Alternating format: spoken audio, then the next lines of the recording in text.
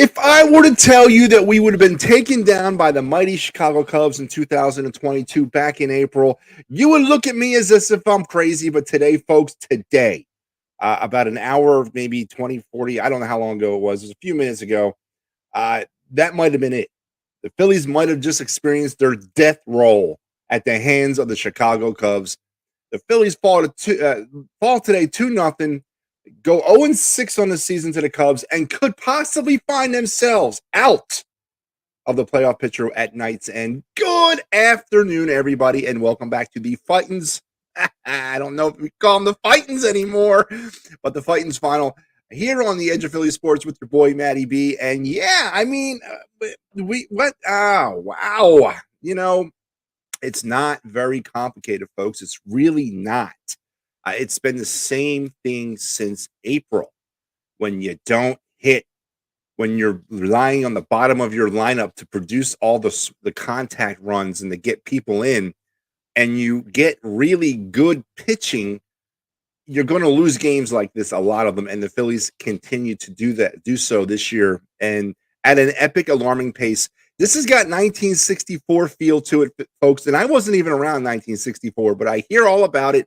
And I really, my entire life was like, you know what? I don't have to experience or live through a 1964 because of what I've heard was very traumatic. Folks, we might be working on our 1964. I don't know.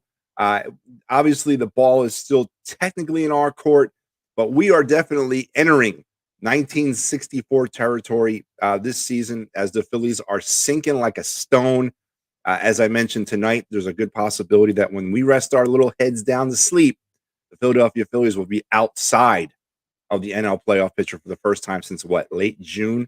And they don't really have much to blame but themselves. Yep.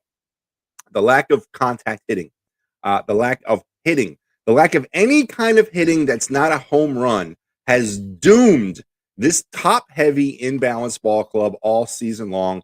And today, when you cannot muster a run, I mean a run over the hapless Chicago Cubs, it is time to take a serious look at yourself in the mirror. And that's the problem with this team. Is there a leader in that clubhouse? I mentioned this way back in June, way back in the Joe Girardi days. And I mentioned it to Big Al on this very program. Who is the leader of this team? He kept telling me it was Bryce Harper. I don't think it is. I don't think it is Bryce Harper. I don't think we have a leader. I think we have a leaderless ship this season. And that ship is continuing to steer off into the night unchallenged. So it's time. It's time for them to take a serious hard look in the mirror. And if we consistently run out this lineup without any changes to it, i.e. Kyle, I don't know how to hit nothing but home runs, Schwarber leading off. It's just a perfect epilogue to a potentially lost season in epic proportions. And again, they have nobody to blame but themselves for their lack of production. And let's see what the folks out there are saying. Barry hits me up with, says, pathetic performance, roster loaded with defensive liabilities and terrible situational hitting. Yes, they are, Barry. But back in the spring, everybody, to include yours truly, was on board with it. We were all like, I don't care if they can't play defense. I don't care if the starting pitching is a little bit above average. They are going to hit 700 home runs and win games 14-11. Unfortunately, that doesn't happen. And I actually believed it would. But when it's home run or nothing to this like degree, I don't know, man. Is it really surprising? I guess that's the question. Oh, and Joe Marks on the Patterson Fanatics. Gee, Joe, why do you only come around when things are getting bad, man? What's going on? I got a vent. No one's home right now, and it's like I'm living in a row home, and my neighbors must think I'm a lunatic. At this point, this has become ridiculous, absolutely ridiculous. I said this months ago, and I felt like I was completely spot on, and Rob Thompson proved me right. Is this team was better with under him because they could hit clutch, timely hits. this is a 10-game road trip that not only do you need to hit clutch hits, but you need to have clutch wins. You need to put things in the rearview mirror, and they just haven't. And I don't know. This is, we talk about the Mets metting. What do you call us doing what we're doing right now? I call it 1964, Joe. What about you? I wasn't even thought of by then, dude. So I don't even know. I lit off the show with that same exact, because I wasn't around in '64 either. But all the things that I've heard about it, I was like, you know what? I don't need to experience that, but it looks like we might be heading down that path right now. And Joe, I'm gonna kind of contradict, or I'm gonna kind of challenge you on one of your statements about the timely hitting. This team has not had timely hitting all season, consistent timely hitting. Today they left another huge amount of runners on base. I believe I'm gonna take a look at it. I think it's 9 today they left on base. Yeah, they left 9 more runners on base. Joe Marks, we are 999 runners left on base in 2022. 999. Maybe they can stop it there and we don't get to 1,000, but I don't think that's going to happen. Joe, that's a team that does not get timely hitting. And then you factor that with the 570 runners left in scoring position with 2 outs. That is a team that does not consistently get the big hit, Joe. There's no sugarcoating that. That is a right in your face stat, man. Well, listen, I'm not going to dispute that stat because you've been beating the dead horse with those stats all season long. But you used a very opportune word by saying consistent. That's right. And I'll say, I'll chime in and say yes. The inconsistency and the levels of inconsistency this team has had throughout the course of the season is just putrid.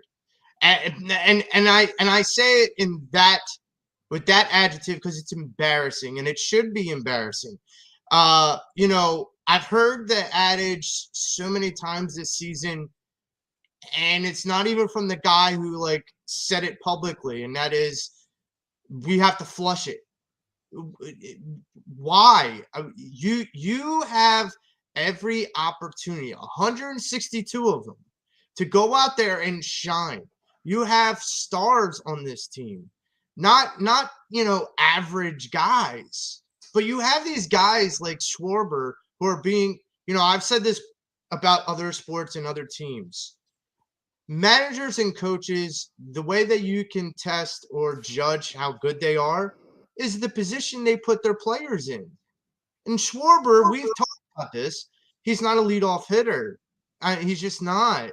And so you as a manager are not putting your players in the best position, because it's not just Schwarber being in the best position.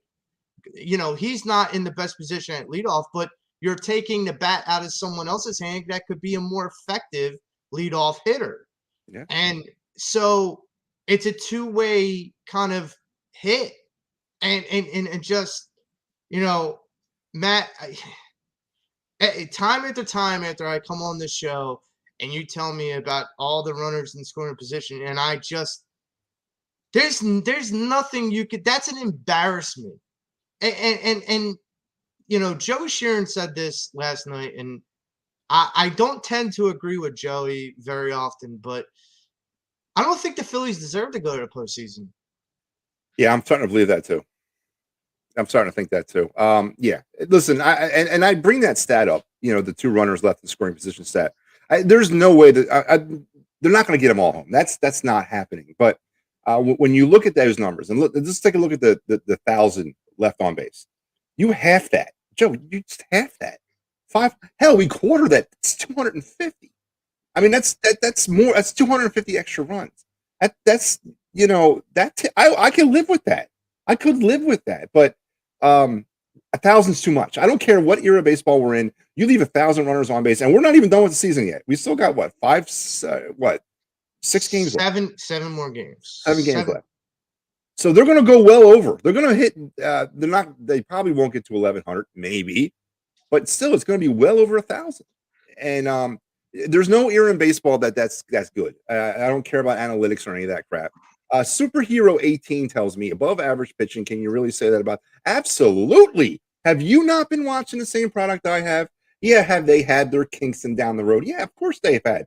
But Ranger Suarez goes out there, throws his heart out today. Yesterday, Aaron Nola, besides one bad inning, you should be able to overcome 2 runs from the Chicago Cubs or 4 runs from the Chicago Cubs. I will take the effort of the 2022 Philadelphia Philly pitching staff because it's been the only consistent thing that this team has done day in and day out all season long, and that's bring in quality starting pitching. Has it been perfect? No. Have they had their spells? Yes. But I am definitely going to give them the C stamp of approval in 2022 because they have been consistent. So you need to watch more baseball before you come back at me like that. That has been the only consistent part about this team this year, Joe Marks. No, I agree, and I'll even take one more step further. And you look at Zach Wheeler, and he loses a 2-1 game to the Chicago Cubs, and that's just not good enough for a guy who is really coming back and pushing himself to make a playoff push for this team. He didn't have to come back. He could have you know booked it in and said I'm done, but he didn't, and that tells you something about his competitive nature. Yeah. Now, that being said, where are the other players on that team, the offense that has to stick up for that guy? I mean, say what you will about like the 08 team and the 07 team, but the pitchers got in the batter's ears. Yo, guys, I need some, can you get me some run support? I'll close them down. Get me some damn run support. And, whether we're in an age where we kind of meter what is said in the dugout or not, because there's microphones everywhere, Alec Baum ought to know that more than most. But, the idea that if a pitcher like a Zach Wheeler or an Aaron Nola comes in and lays into like a Bryce Harper or a Schwarber, like, come on. Like, what the hell, man? What are we paying you for? Like, I'd almost feel jubilated by that because I would feel like there's fight. When you sit there and lay down and literally get, kicked by a team like, now listen, the Cubs are not the Cubs of 5-6 years ago. Okay. Let's be abundantly clear with that. They're rebuilding. Right. Absolutely. So this is a team that gave you the ball on the tee to go in there and just kick their tail in, but you didn't, and you got swept in the season series 6-0. That's despicable.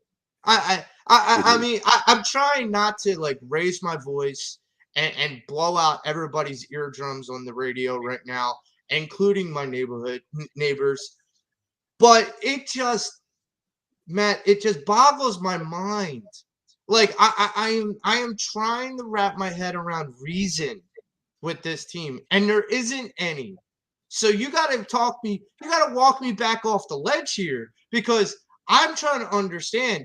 Is this the team we saw in June and July that was lighting the league on fire? Or is this the team that is prototypical the September collapse? Which is it?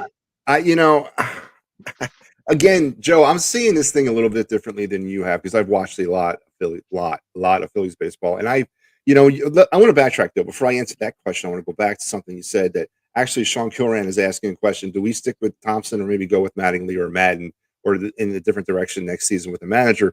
And Sean, I want to get to that, answer that question, and answer your question, and answer all that at the same time. I don't know at what point. You're right. Where is this? Where's the spirit? Because when you look at that dugout, all I see is heads hanging. I don't see anybody taking the frustrations out on the bat rack. I don't see anybody throwing crap around. I don't see that manager of ours. Is he alive? Has he ever argued with an umpire? Has he ever gotten out? Has he ever gotten thrown out to try to light a spark? None of that. He does none of that. And the team is kind of following suit. Now, again, maybe that's not Rob Thompson's way, and I don't know what's happening behind closed doors. But listen, you got to find anything right now. At this point, this is do or die time. You got to do what you got to do to get this team lit up. And I don't know if Rob Thompson is that kind of man. Is he above his head right now? Does he not know what to do? Is this alien territory for him? I mean, he had a key point to do that today with when Segura got picked off, and that's where you get run like that. I don't care if agreed with the ump. That's where you get run. You go out there and you fight for your player. Got to That's spark where them you up. get run. Yeah, you got to light a fire. And if the players are not capable of lighting their own fires, which apparently they're not, because nobody's showing any emotion other than slamming bats down when Alec Bohm pops up, and then they run off the field and that's that. But nobody is showing life on that team. It's like they're resigned the fact that this is happening to them. And where is the leader? Again, I said this at the beginning of the show. Who is the leader of this team? It ain't Bryce Harper. I don't care what anybody's going to tell me. It's not Harper. He's Bryce Harper, and I don't think he's that kind of guy. And that's not a knock on him. We don't have the Jimmy Rollins. We don't have the Chase Utleys. We don't even have the Darren Daltons to take that clubhouse and somebody be the voice in there to light them up, man. And that's a problem too, Joe. After during the fan appreciation ceremony before Sunday's game, Kyle Schwarber came out, and that shocked me because I would have thought it would have been a given Bryce Harper speech. And you start to ask yourself the question, okay, is Kyle the leader? Is Bryce the leader? But you make a great point. Is you kind of don't know. When we went into 08, we knew who the leader was. Yeah. We knew who the voice in the locker room in the clubhouse was. It was J-Roll. We know that. Like, that is the understanding. And I agree with you that Bryce isn't the leader, but yet he doesn't have to be. I mean, I get that people think, well, sure he does. He's the highest paid guy on the team. He's the MV3. I get all that. But you have specific roles. Look, Allen Iverson was a superstar in this city. That doesn't mean he was like the leader, the locker room leader.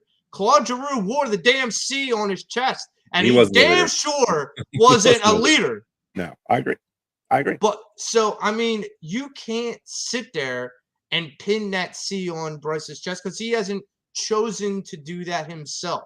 Now, should he take it upon himself to do it? Maybe. I mean, it depends. You have to also come off the right way. Jimmy Rollins was eloquent how he came off. He didn't come off like, hey guys, we need to start hitting more. Like, he knew how to articulate himself so that way everyone figured it out. I don't know if Bryce has that in him.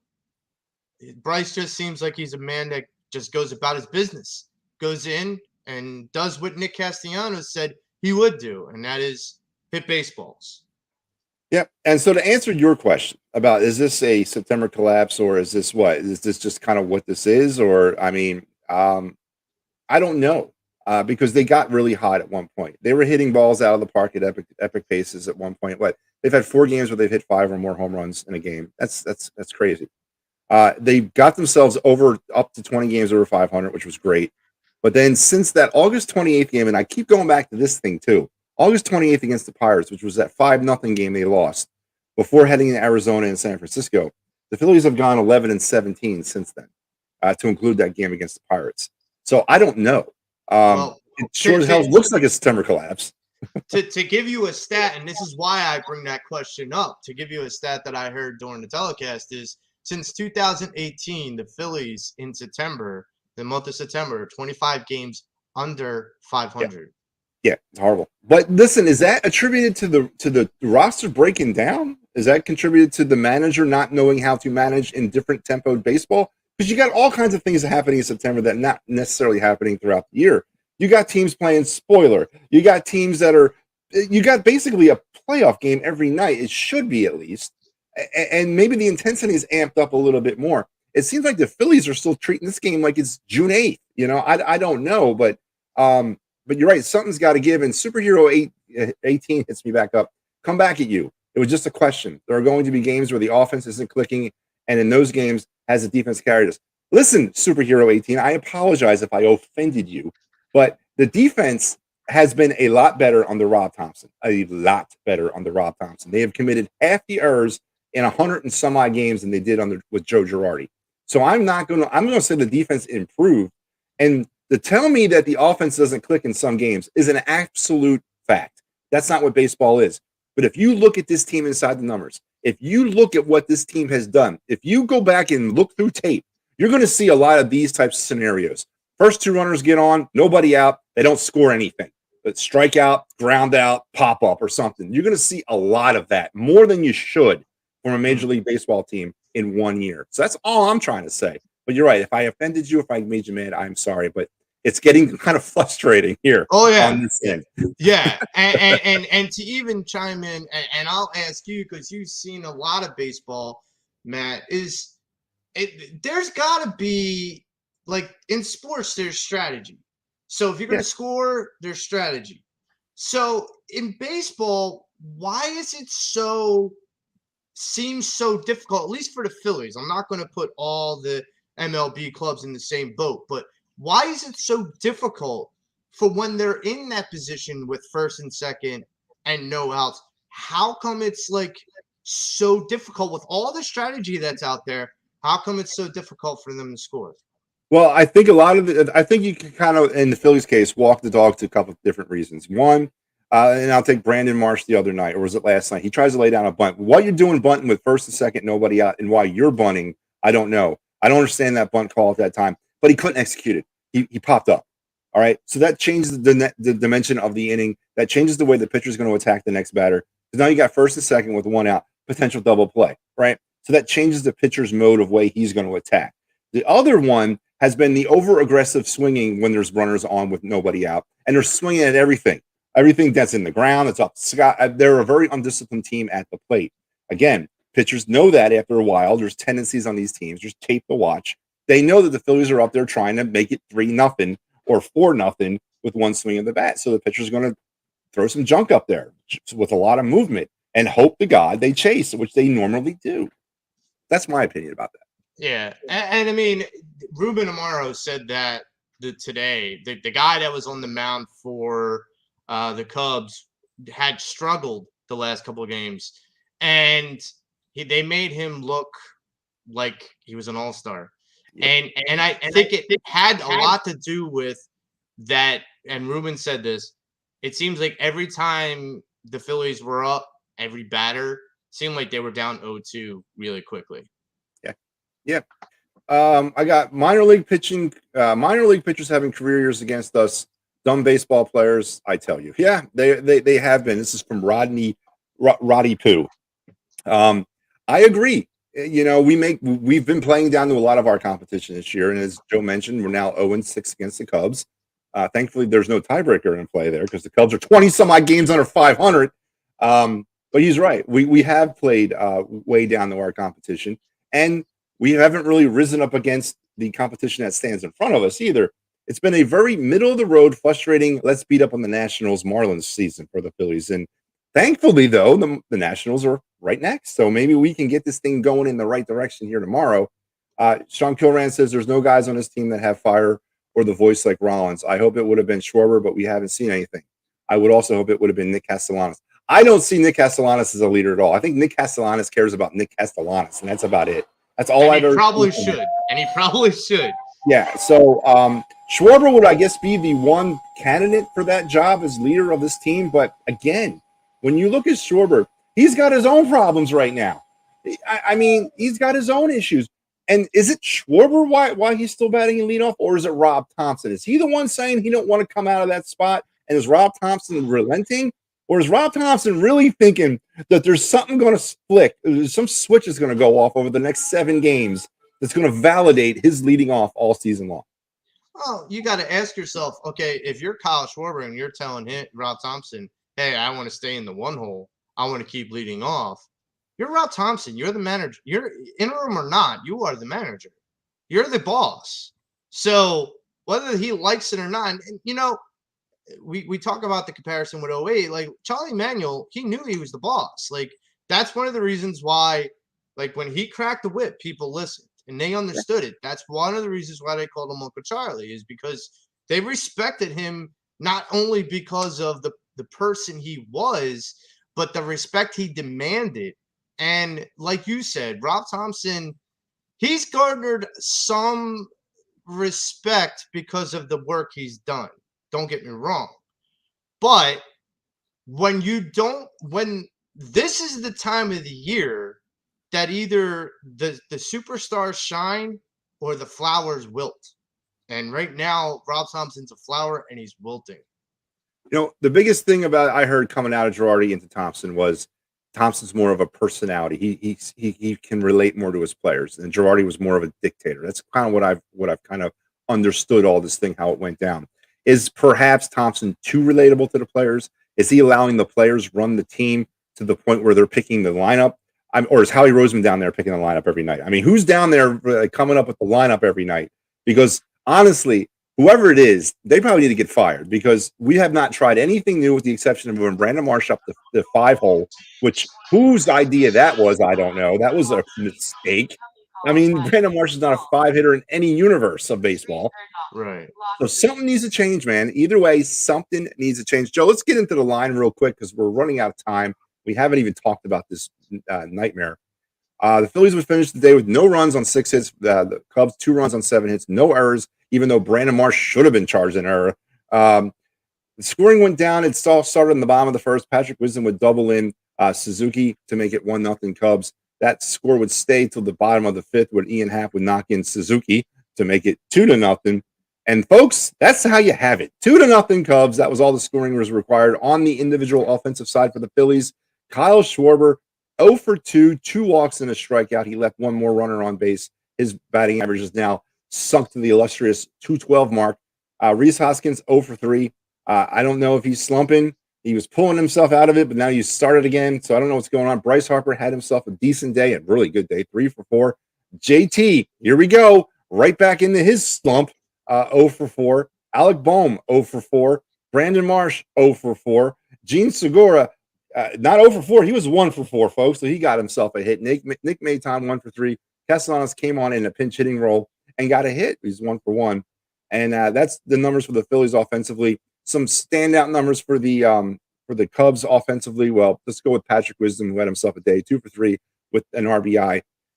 On the pitching front, Ranger Suarez got the loss. He's now 10-6, but he pitched a very serviceable, above-average 6 innings, 7 hits, 2 runs. They were both earned. He only gave up 1 walk and struck out 5. David Robertson, who came on and did his best, I guess, what he has left in the tank. 3 walks, 2 strikeouts, and then Connor Brogdon, a walk and 2 strikeouts for the Cubs. The aforementioned Javier Assad picks up the win. He's now 2-2. He went 5 strong innings, 5 hits, no runs. None of them obviously earned. 2 walks and 3 strikeouts. And folks, there you have 2-0 Cubs. Phillies are now currently on a 6-game losing streak, and they're going to take their show on the road to a wet, soggy Washington, D.C.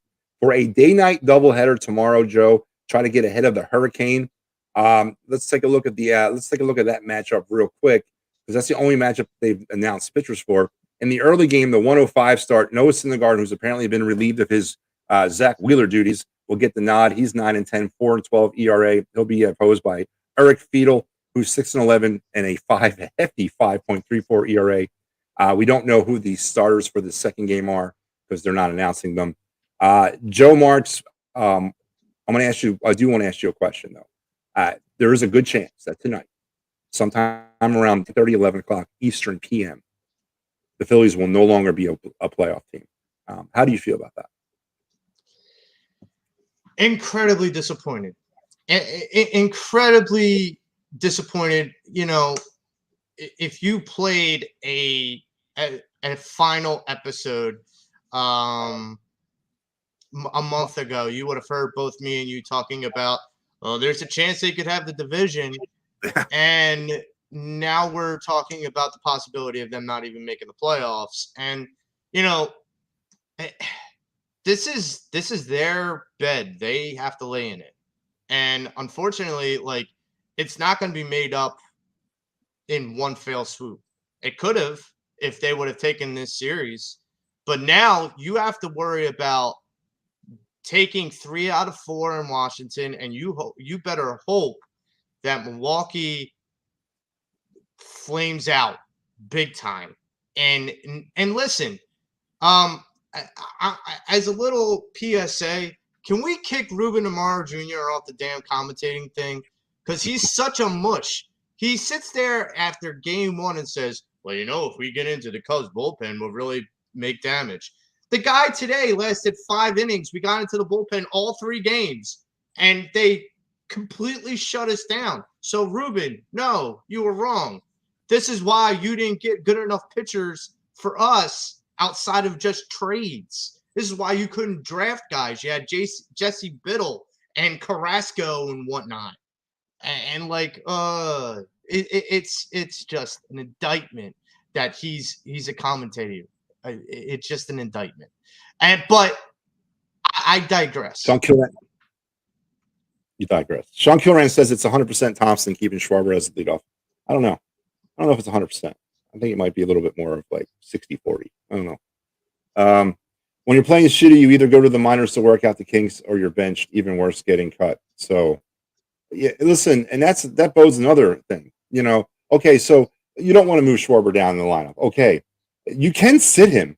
Has he been benched at all? Has he played like in every game? I don't even know if he's. No. I know injury has dictated that he plays a lot more, but I can't think of a game where he wasn't in the lineup. Honestly, he got hurt. And that's interesting too. He got hurt. Yeah. But outside of just sitting him down, no, they didn't. They don't voluntarily sit him down. Well, they're going to voluntarily all sit down here in about 7 games if they don't figure it out. Joe Marks, before we head out, let's take a look at the out-of-town scoreboard. As we mentioned, it could be an interesting evening. The Miami Marlins are on their way to Milwaukee to start a 4-game series against the Brewers tonight. Braxton Garnett will be going for the Marlins, and he'll be opposed by Eric Lauer. It is a 7:40 start. I believe it's on the network. Yeah, it's on Major League Network tonight. So if you guys don't want to take a look at it and just track your pain, go ahead. I may be checking in on that game. Also, a little bit later tonight at 9:40, the Dodgers and Padres will square off in San Diego. And that's pretty much the only 2 games that really have any bearing on us right now. Joe, if we don't get a chance to speak before the end of the season, and I'm sure you might jump on and I'll be here. It's Thursday, right? Today's Thursday. Isn't like next Thursday the first game of the one of the wild card series? I believe it is. Yes. Are we talking Phillies in the playoffs next Thursday? God, I hope so. I need a yes or no, Joe. I need a yes or no. I'm sticking with, I walk back one statement. I'm not walking back another. So, yes, we will be talking again when they're in the playoffs. And who are we? Are we up against the Cardinals? Are we up against the Braves? Are we up against the Mets? Who are we playing? Cardinals.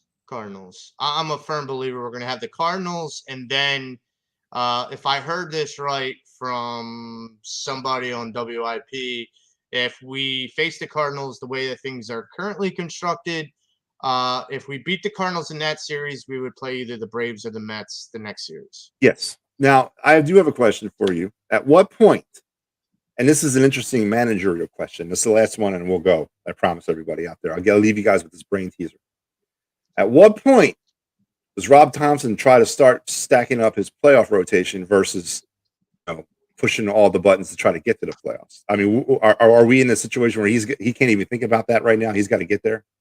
You got to punch your ticket first before you can think about, doing what you got to do in the playoffs. You got to punch your ticket to the playoffs first. It's like saying I'm going to tell you what the movie's about before I even watch it. No, no. So would you be concerned? So would you be concerned if Saturday afternoon Christopher Sanchez is getting a start for the Phillies? I wouldn't be surprised. However, he's kind of handled himself, so I'm okay with it. But look, they have to, and I repeat, have to get at least 3 out of 4, because going to Houston, and I get it, people are like, oh, Houston's going to be benching their starters. You don't know that. Let's not start assuming things, because we got to play playoff baseball now. We talk about Thursday starting the playoff. We got to start playing now. Yeah, and you start saying Houston's going to bench their starters. Well, we can't beat the Cubs starters, for God's sakes. Do you think we can beat the Astros bench help? I mean, I don't know the rationale there either. So, all right, Joe Marks, thank you for joining me on the Phightins Phinal. Thank you, everybody, for chiming in. I am Eddie B, and we'll be back tomorrow after the doubleheader. I'm not going to come in on between game 1 and 2. I'm going to save it up for the whole thing. So tomorrow night I'll be back, and we'll be talking some more. Hopefully, we're back in the playoffs tomorrow night, and we've ended this 6-game losing streak. Till then, you guys take care. Later.